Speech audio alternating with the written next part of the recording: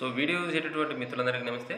ఎవరైతే మన యొక్క ఛానల్ కొత్తగా వస్తున్నారో దయచేసి ఛానల్ను సబ్స్క్రైబ్ చేసుకోండి. వీడియో కనుక నచ్చితే లైక్ చేయండి, షేర్ చేయండి. అలాగే ఎవరైతే కోచింగ్ సెంటర్కి వెళ్ళేటువంటి తెలుగు మీడియం పేద కానిస్టేబుల్ నిరుద్యోగ అభ్యర్థులు ఉన్నారో వారందరి కోసం మన లక్ష్యమైనటువంటి టెలిగ్రామ్ గ్రూప్ స్టార్ట్ చేసినటువంటి విషయం మీ అందరికీ తెలిసిందే.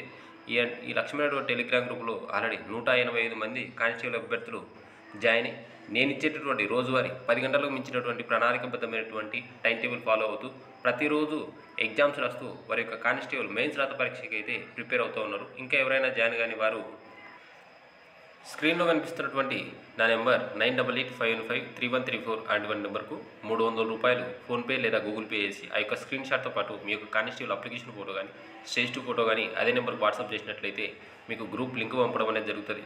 ప్రతిరోజు మార్క్స్ వెయిటేజ్ను బేస్ చేసుకుని ఇచ్చేటటువంటి 10 గంటల ప్రణాళికబద్ధమైనటువంటి టైం టేబుల్ ఫాలో అవుతూ ప్రతిరోజు ఎగ్జామ్స్ రాస్తూ మీ యొక్క కానిస్టేబుల్ మెయిన్స్ రాత పరీక్షకు ప్రిపేర్ కండి. ఇక టాపిక్లోకి వెళ్తే నిన్న కర్నూలులో అయితే ఈవెంట్ జరగడం అనేది జరిగింది. మొత్తం మీద సోమవారం రోజుకి వచ్చేసరికి 10వ రోజుకి ఏరడం అనేది జరిగింది. దాదాపుగా 738 మంది పురుషులు మరియు మహిళా అభ్యర్థులు అయితే హాజరు కావడం అనేది జరిగింది.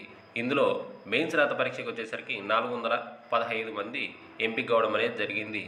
అలాగే ఎవరైతే వివిధ కారణాలతో అప్పీల్ చేసుకున్నటువంటి సాధారణ అభ్యర్థులకైతే మంగళవారం దేహదారుఢ్య పరీక్షల ప్రక్రియ అయితే జరగనుంది.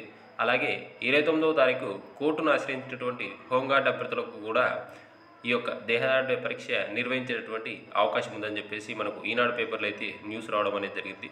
ఇటువంటి లేటెస్ట్ అప్డేట్స్ కోసం మన యొక్క ఛానల్ను సబ్స్క్రైబ్ చేసుకోండి. వీడియో కనుక నచ్చితే లైక్ చేయండి, షేర్ చేయండి. Thank you.